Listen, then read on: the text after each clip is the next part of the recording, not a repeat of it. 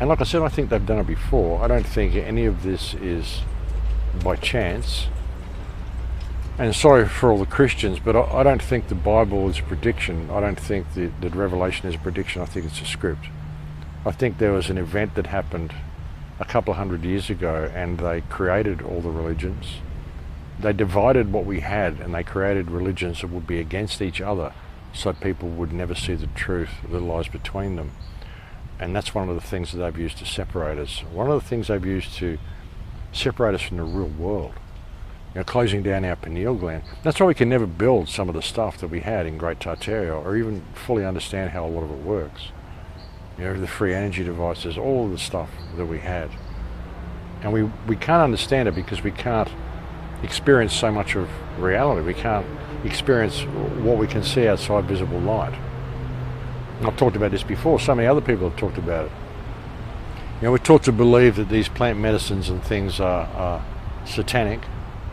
But they're not. I mean, I think religion is a hugely divisive concept, and I think revelation in the Bible is it's QAnon. It's Operation Trust on steroids. It's trust the plan. We could change it. We could change everything.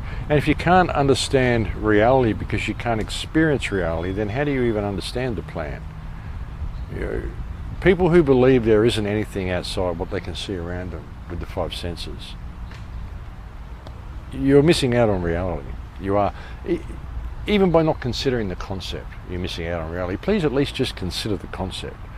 And don't believe the book so much. Believe your senses, believe your intuition. You know how it feels, how emotions feel. How does it feel when you walk into a room where people have been fighting and arguing? You feel like you can cut the air with a knife. It's that's the way it is. So you can feel it. You can feel the energy. There's an emotional conversation going on. There's an energetic, electrical conversation going on, happening all the time. So if you can really consider that, and that's an example that I often use. When you walk into a room and people have been fighting, you walk into a room, a couple have been fighting, and you can feel it. Whoa, what's going on here? You can cut the air with a knife. It's just this energy in the room. That's happening all the time. You've got all of these higher senses. Like I've said before, if you had enough dimethyltryptamine active in your body as much as you were supposed to have, you'd literally be able to communicate with nature, with the instinct, and the way all the other animals do. So we're missing out on a lot of reality, on a lot of stuff.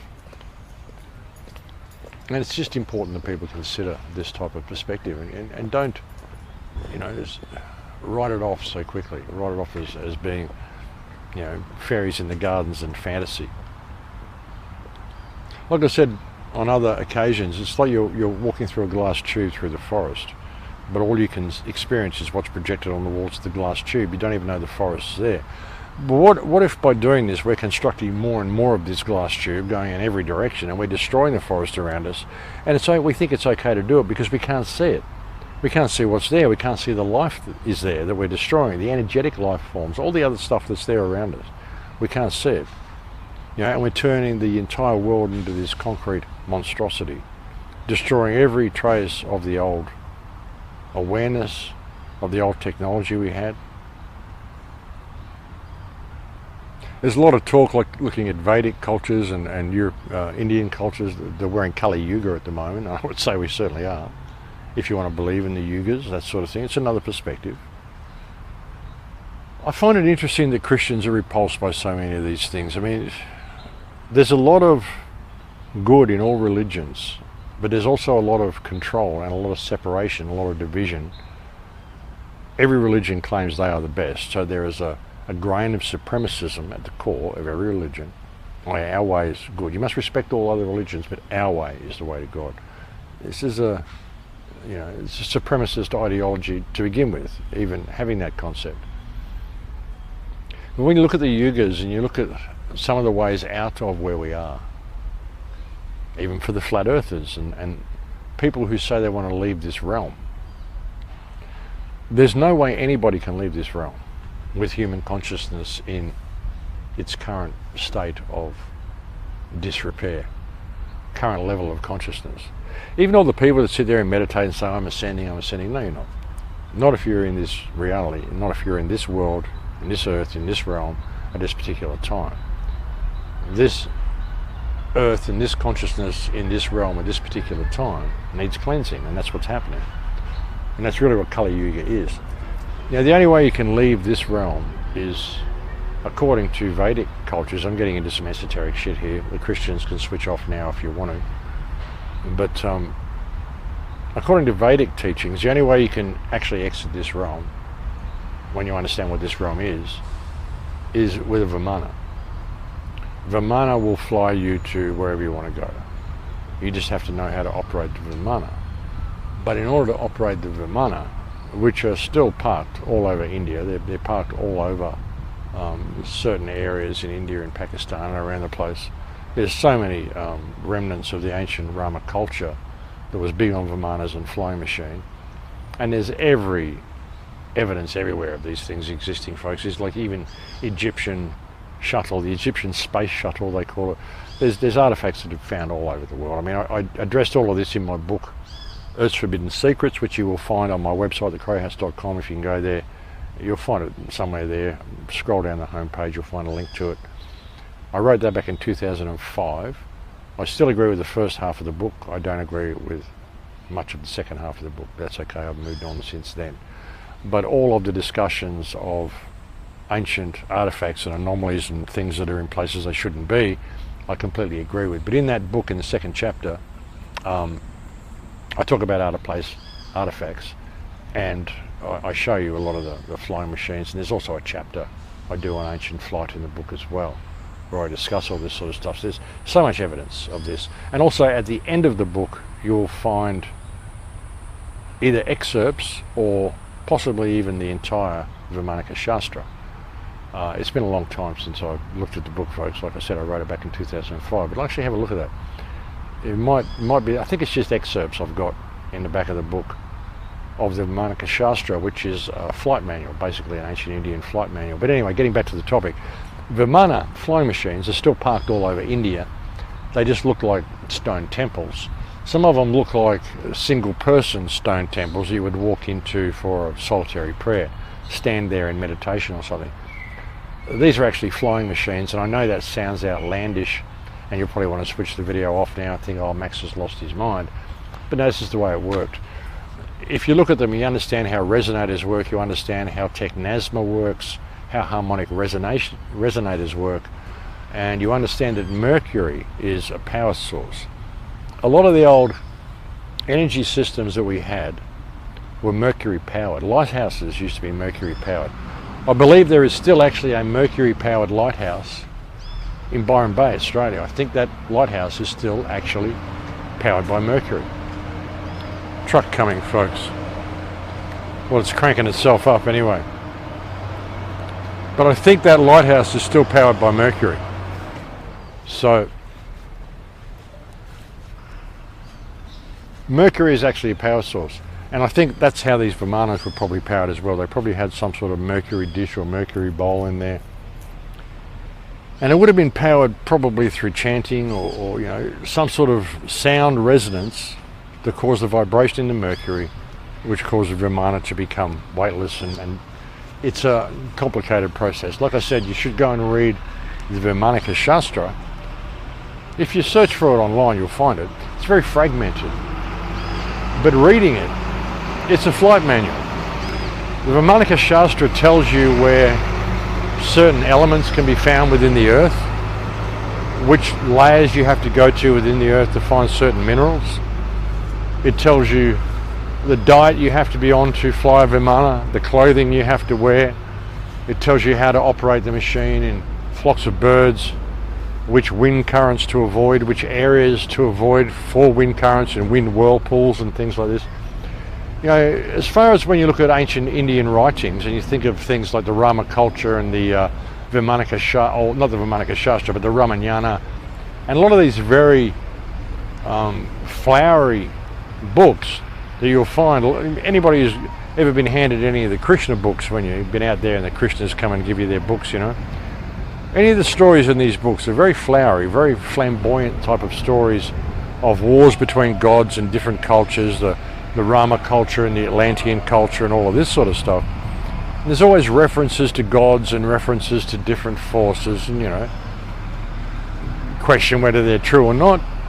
There's still, kind of exciting stories to read.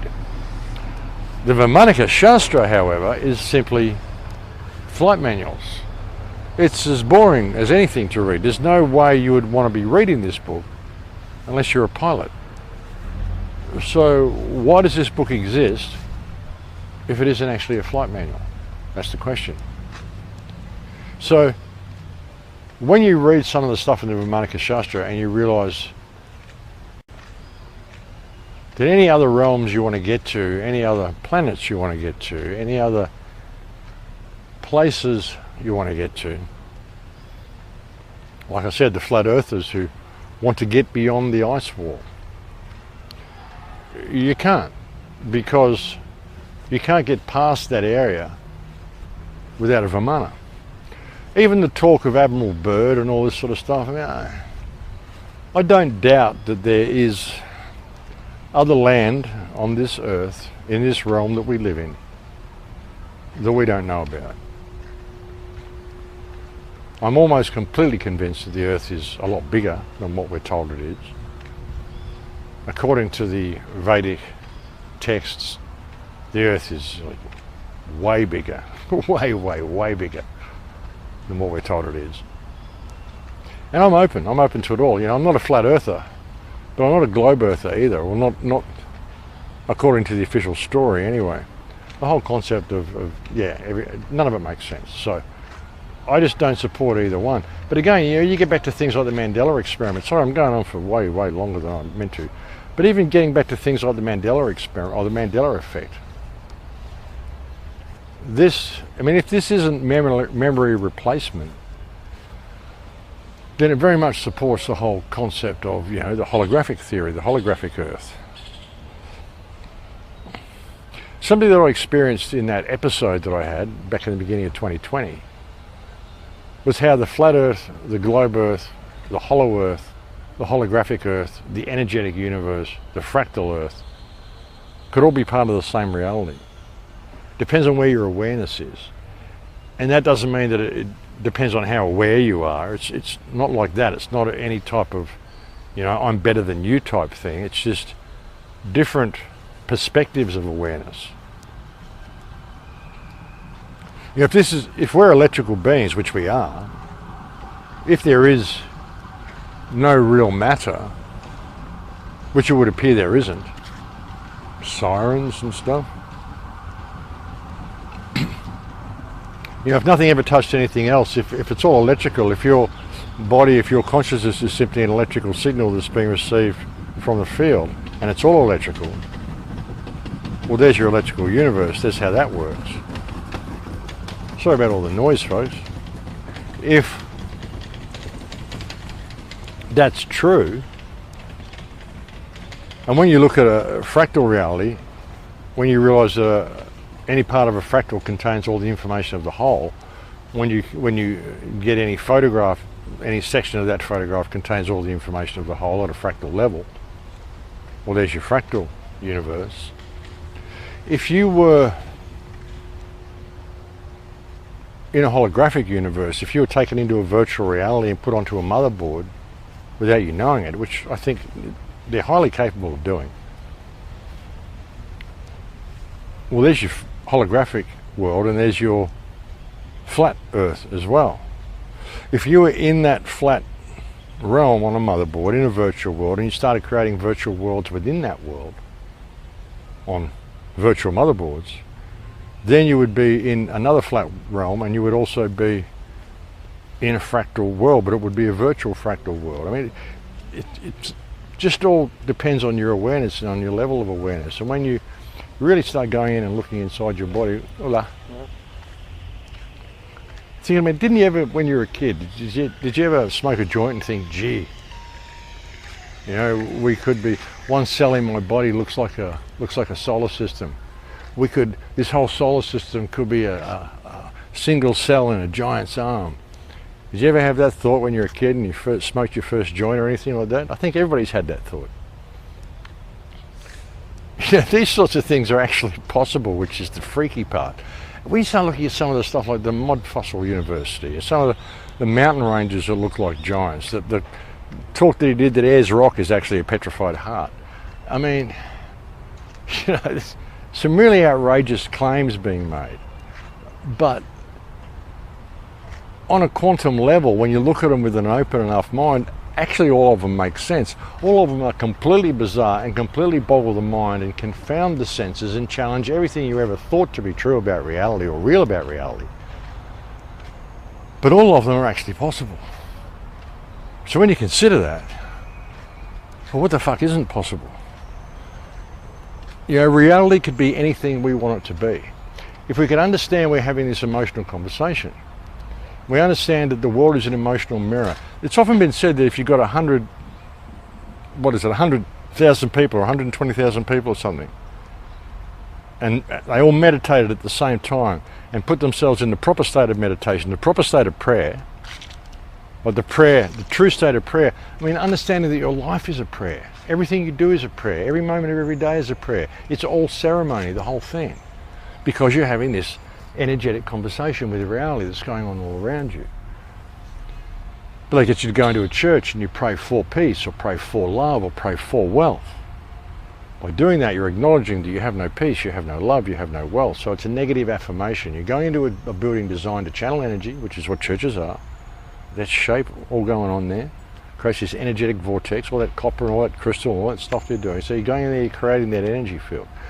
And you're creating an energy field which is basically one of want. One of not having what you want. You're confirming that the things that you want don't exist. So it's a negative affirmation by even doing that. You know, praying for peace. As I've said many times, a Native American would stand in a stone circle, and to pray for rain, he would stand in the stone circle and he would put himself in the state where he's standing in the pouring rain. So he could feel it, he could taste it, he could smell it, feel his toes squishing. He would put himself in the state where the prayer has already been answered, and then it would rain. I've said before, when I wanted to become a radio host, I put myself in the energetic state where I was a radio host. The prayer had already been answered, and within 6 weeks I was a radio host. Now, if people could put themselves in the energetic state whereby we had healing for this world, the parasites were gone and the world was better, we could probably change that reality, change this reality. If enough people could get it and actually do it at the same time and create that energy field. People say, oh, that sounds real hippie and new age. It's the way you work. I mean, we are so much more powerful than we're giving credit for. If you could experience what it's like to have an open pineal, this is what I've often said, you know, people should go and do ceremony at least once, do ayahuasca or something like that at least once, just to try to get a grasp of it. Maybe not everybody, but you know, and again, people abuse these things as well. People go and do hundreds and hundreds of ceremonies. I mean, what for? I learnt what I needed to learn on the first ceremony. I saw what I needed to see on the fourth ceremony, and after that it was all incidental. You know, the only reason I even did more ceremonies than that was because people wanted me to do ceremony with them, you know. But I learnt all that I need to know from 4 ceremonies, and it gave me an entirely new perspective on reality, and I saw everything I needed to see. And since that time, which was back in like 2012, I've confirmed all of that stuff myself. And even understanding how the world works now, I can see everything that I saw then unfolding around me.